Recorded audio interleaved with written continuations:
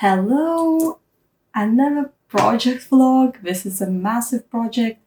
I just want to give you a little update what I've been doing, and we're gonna do some more art. So, um, lots happened since I tuned in last time. If you remember last time, I was drawing a lot of like concept arts and was like saying that I would like it to have this pixelated aesthetic.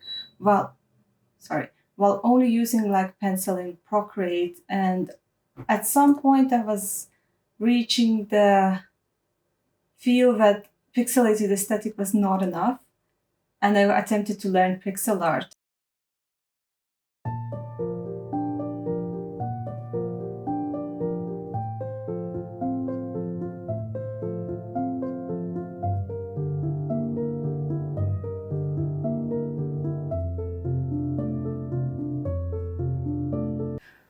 As I see, it would have been a story about, I did present it this last time.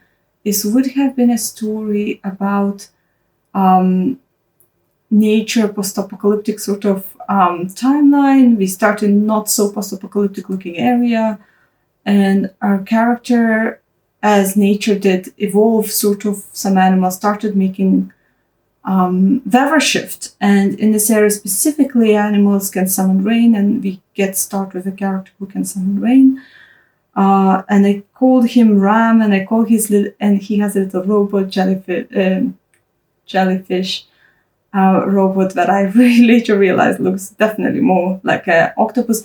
I was designing it based after omiguri design that I've done before as well. I don't know why I tend to do like circle around my own projects in that way, but I've knitted this design before, and I thought it was jellyfish with just short legs and like chibi jellyfish, but I actually think it was octopus. But anyway, in the concept and in the concept and how it's going, it's going to be a robot jellyfish.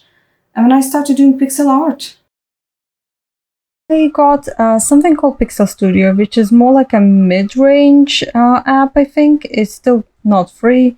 I think there is some basic version of it that is free, but I didn't want to splash a lot of money for Access Prime that everyone apparently uses, but I think it's functional for what I need it to do, and it's very intuitive. And the most important part for me is very intuitive. I really failed to learn Procreate because this like frustrated me, a certain like button selections and whatnot.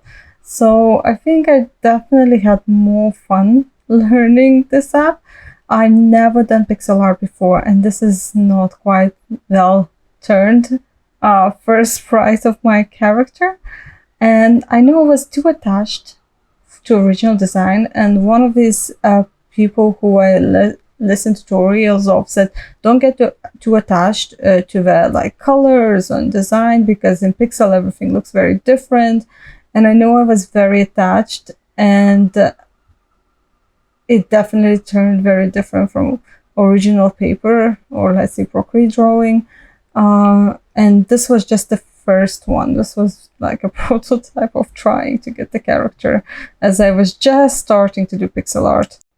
I'm just showing you my progress, and I'm gonna show you like my very first pixel art pieces, because I only started on very little ones. I wasn't sure what I want to do, but I wanted to do something.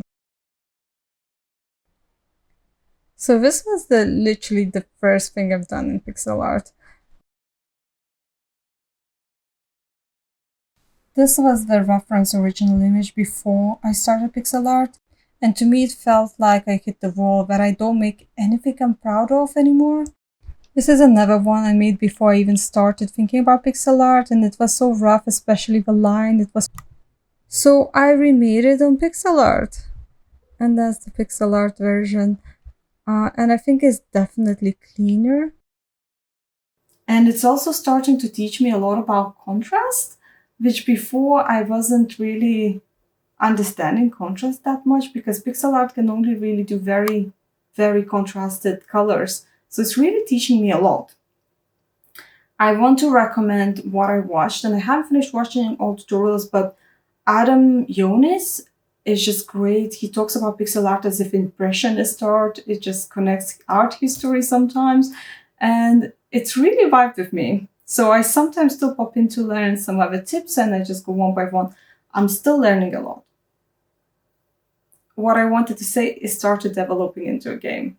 And I was telling about this project, I wasn't sure. I wanted to make it very RPG like. I wasn't sure if it's a story, a graphic novel. It has to still have an RPG vibe, but I don't know how. I mean, it would be more original if it was a graphic novel RPG style, but I just felt like I didn't have tools. So after learning Pixel Studio, I started learning how to use Unity, which having no coding experience, which is not very difficult to do these days because there's so many tutorials and you can definitely make a basic of it. Definitely worth listening at least the first like hour of tutorials where we introduce Unity and we tell about like different aspects of Unity, because then you can actually become more independent. Learning entire like tutorial. I think I started with tutorial, someone telling how to do basic platformer, so you can then do your own games. I didn't finish it because I felt like learning skills that I'm not going to implement because I'm not doing a platformer was useless. So I started looking for different tutorials for a different thing I'm doing at a time. So basically, I'm learning a new thing every time I'm doing, and I just keep upgrading. So that's where we are now. It's only been a few weeks maybe, and I feel like I've done shifted for so many different apps and so many different experiences. Just want to show you my how far I've gone along, but it's very, very minimal, and it takes me very long knowing no coding or anything. If something goes wrong, it could take me hours finding what's wrong in the script. But at the same time, once you make a script for one item, it's very much easy to then copy paste it to another item. So I think it's as long as you get the basics down, that could be enough. And I want to start thinking about the story, because I think even with some of the basic elements, I can start now doing dialogue and story. So that's where I am now. I want to start thinking about the story and then fill in what's missing. I wanted to show how much my character changed. This was the original design, and this is updated. I just didn't save this properly. And this is a jellyfish first design, and this is updated. So I started making a game, which is absolutely unexpected and definitely require more skill. And yeah, this is so far how far I progressed in a few weeks I had. It's definitely not what I'm intending to do going forward, but I learned how to set my maps, set my borders, set interactables, and get a little queue pop up. And there is idle movement, there is generic walking movement for directions. Also have inventory toggle, and it's actually now looks better as I'm editing. Yes, and I have a pop-up windows for items. So like I learned a lot of different skills, and today actually as I'm editing, I'm working on crafting system, which is so far much more complicated. I'm kind of missing the time when I was just putting flowers and putting interactables on the screen when I'm trying to do this. Sometimes it takes me hours to get down one thing. The chest opening took me hours, and I don't know why it didn't work, but once it's fixed, I'm like, this is gonna be it. I think it was just overlap of different layers or something like that, but finally started working. It definitely took me 3 hours to just make the animation of an opening chest as it's being looted. Anyway, so I just wanted to share. I'm very proud because it's something I'm not expected myself to be able to do. And every single icon and item I draw myself, so you know I don't really use any second use materials. I probably will improve as I'm going, but this is what I have. It improves so quickly, and I'm adding so many elements, like every day at least one major element and a lot of little elements, like design wise as well. I also get stuck on something of my preferences, even if it's not necessarily, like for example, the toggle button was not necessary because you can call it with an eye, but I just have my own preferences and I just end up being stuck on this like little details that are not essential. And to be honest, it would be a massive project if I wanted to finish it. At the moment, I'm just focusing to finish a scene and to get elements down. Today specifically, I was drawing dialogue sprites because those were not ready yet. I started working on this project because of a story, and I think the dialogues price, once I start doing dialogues, I will get closer to that goal.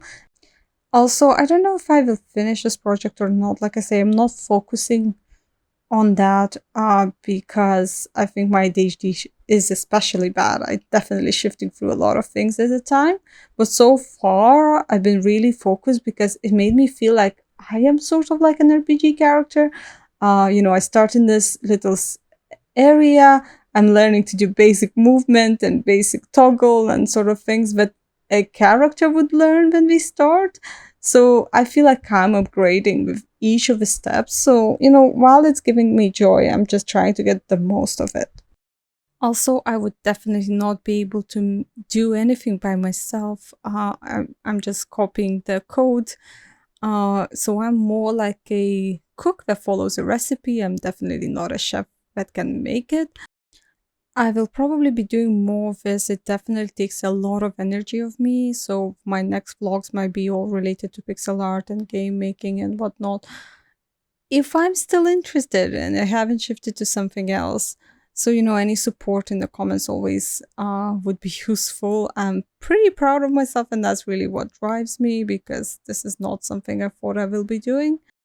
Also, let's talk about contrast. It definitely didn't turn out what I was expected of my character. If you saw the original design, the skin color is different. It looks like hair is red, even though that wasn't the goal. Oh, I also made an icon already of the backpack. You saw the glimpse briefly.